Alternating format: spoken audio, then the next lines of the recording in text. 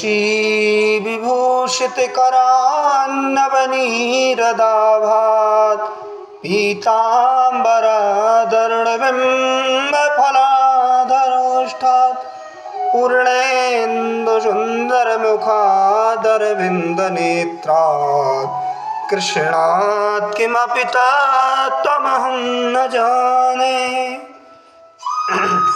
आषाढ़ मास के कृष्ण पक्ष में योगिनी एकादशी की आप सबको बहुत बहुत धन्य साधुवाद, हार्दिक शुभकामनाएं। आप सभी को योगिनी एकादशी का व्रत सबको रहना चाहिए। इस योगिनी एकादशी का महत्व क्या है?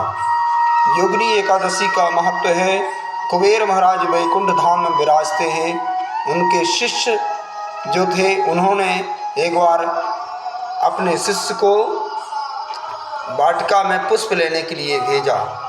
हेम नाम का माली जब वाटिका में पुष्प लेने के लिए गया तो वहाँ उसकी पत्नी उसे मिल गई।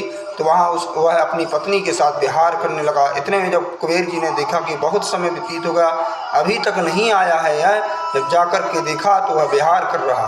तब कुबेर जी ने श्राप दे दिया कि मुझे भगवान शंकर की पूजा में विलम्ब हो रहा, मैंने पुष्पों के लिए तुम्हें भेजा और तुम प्रमादवश आलस्य करके अपनी पत्नी के साथ सहवास कर रहे हो। यह समय भगवत उपासना का है, ना कि विहार करने का, इसलिए मैं तुम्हें श्राप देता हूँ।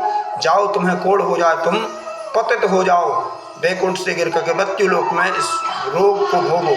तत्पश्चात जब हेम नाम का माली मृत्युलोक में आया तो उसे कोढ़ हो गया और कोढ़ के रोग से वह पीड़ित हो गया और वह रोग इतना जटिल है कि वह जलाने लगा।